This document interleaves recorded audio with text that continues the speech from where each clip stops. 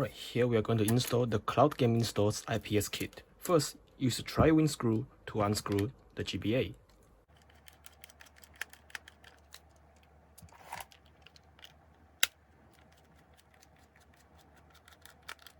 And inside the battery compartment, there is one that requires to use the Phillips screw to open.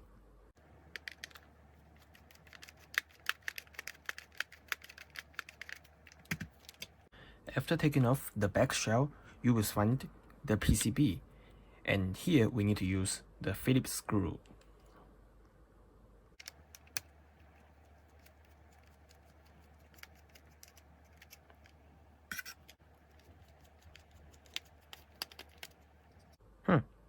Seems there's one screw missing. Then you need to detach the ribbon cable for the original screen.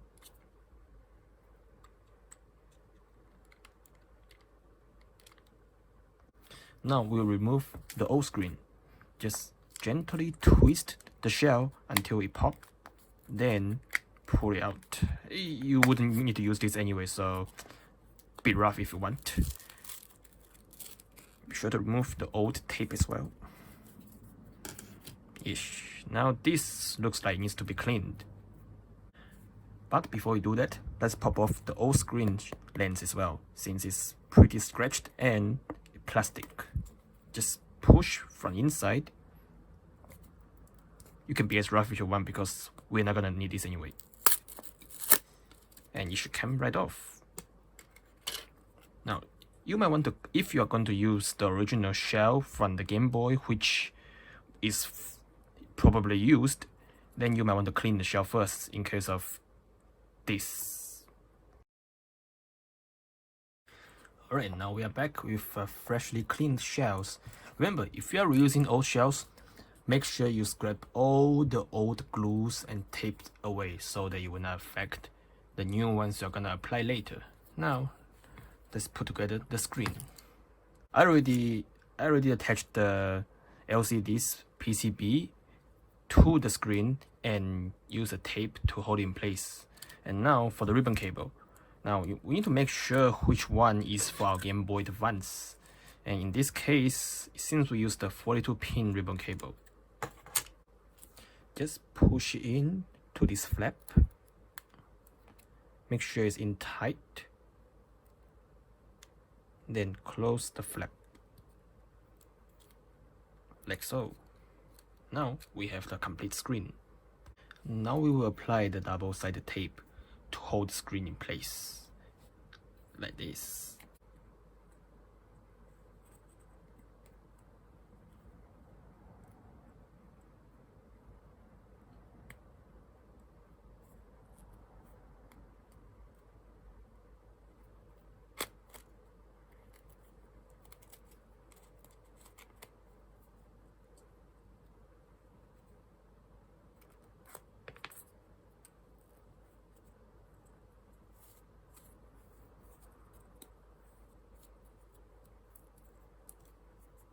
There we go.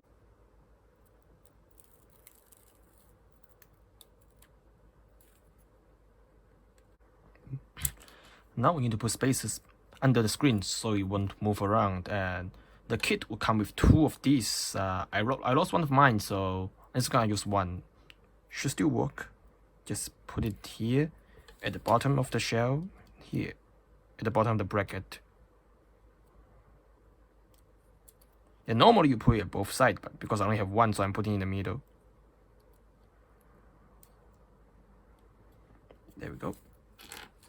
And then put the screen in. More to the right.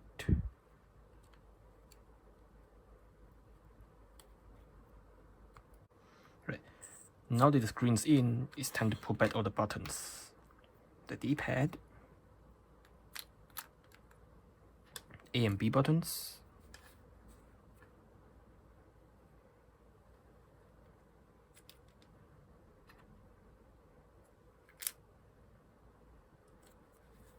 the rubber pad,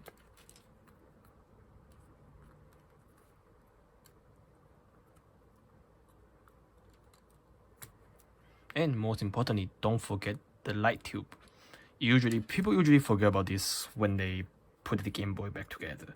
And it's gonna be a pain in the ass to unscrew everything just to put it back in. The start and select buttons, which are made of rubber.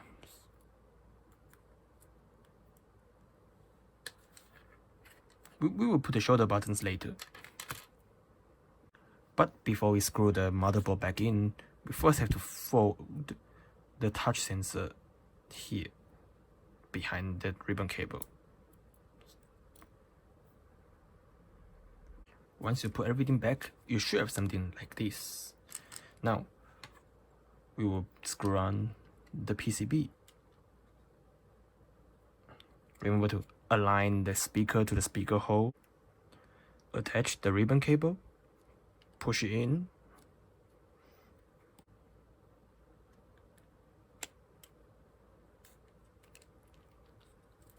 Now, we screw in the motherboard.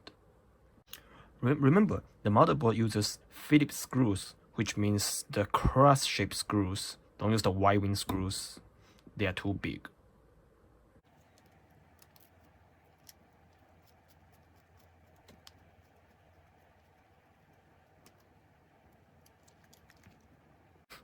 After you've screwed on the motherboard, it's time to put in the shoulder buttons.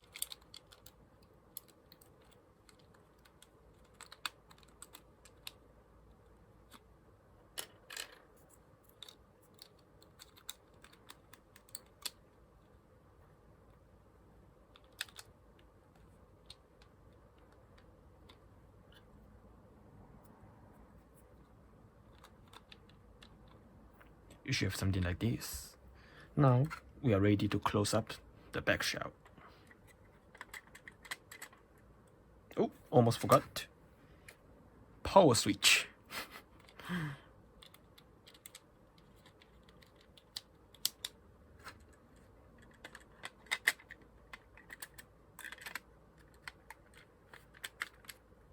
And now we use the tri-wing screw, the Y-shaped screws, to screw up the back cover.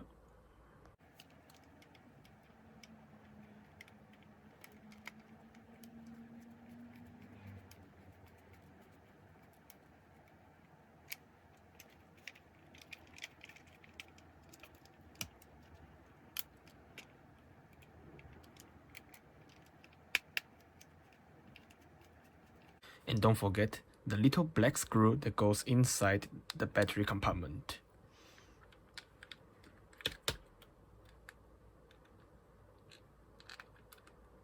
This one uses the Phillips screw.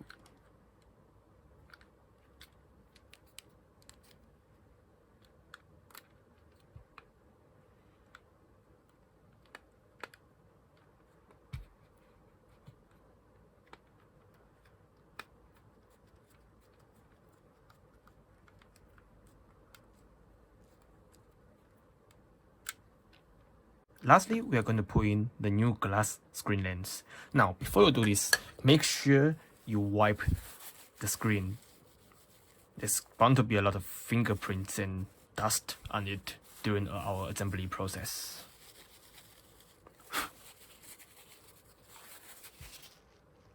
These screen lenses usually come pre-applied with the 3M adhesive tape. Just peel it off. Make sure it's clean, dust-free.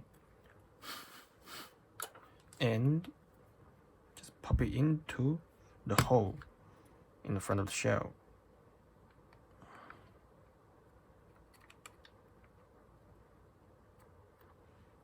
There we go. Now we have completed a Game Boy Advance IPS screen using the Cloud Gaming Store kit. Now let's pop in some batteries and give it a test.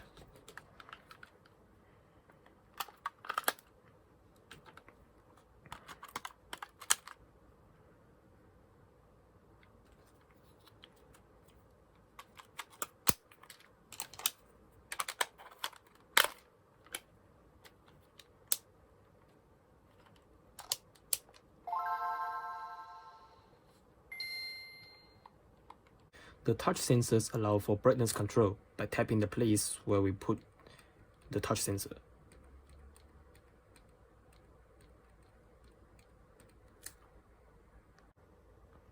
So there we have it. The Cloud Gaming kit is just a drop-in kit There's no shell modification needed, and you can just reuse the original shell, buttons, everything. It's by far, in my opinion, the most cost-effective way to IPS your GBA. And now if you want to use some aftermarket shells, you can buy the funny plain shells. They work with the kit we used just now because it's the same dimensions and the same brackets as the OEM GBA shells. And there's also the option of going with a funny plain IPS screen and use those custom shells, which are gonna be in a different video. Thank you for watching.